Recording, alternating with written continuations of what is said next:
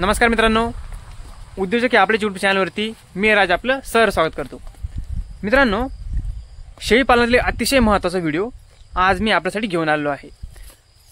करडांची मरतूक टाळणारं एकमेव अमृत असं आपण याला म्हणू शकतो। अशा प्रकारचं औषध मी या व्हिडिओद्वारे तुम्हाला सांगणार आहे।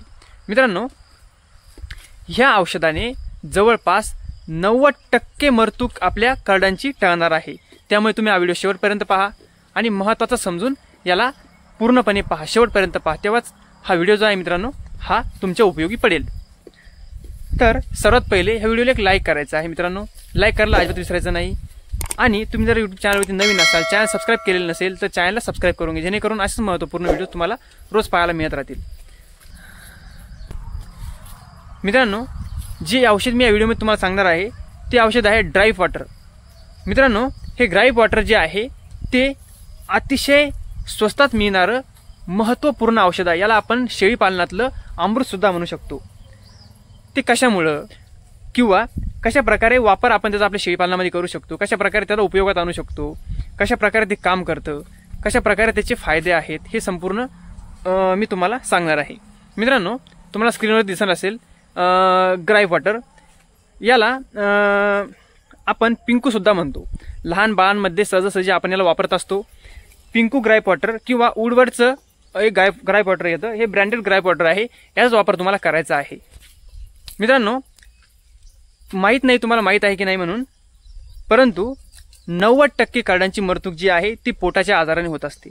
जे लहान पिल्लं असतात, लहानपणी मरतात, जवळपास 1 महिन्याच्या आतले जास्तीत जास्त करडं मरताना आपण पाहतो।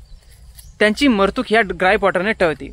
जवळपास 90% मरतूक ह्या ड्राईप वॉटरने आपण टाळू शकतो। ते कशा प्रकारे? तर मित्रांनो, पोटाचे आजार म्हणजेच दूध न पचणे किंवा पोटामध्ये गॅस होणे, ॲसिडिटी होणे किंवा ॲसिडोसिस त्याला आपण म्हणतो, हे अशा प्रकारचे छोटे छोटे आजार जे आहेत ते होतात आणि याला आपले जे करडं असतात ते सहन करत नाही किंवा सहन करू शकत नाही, म्हणून ते मरून जातात।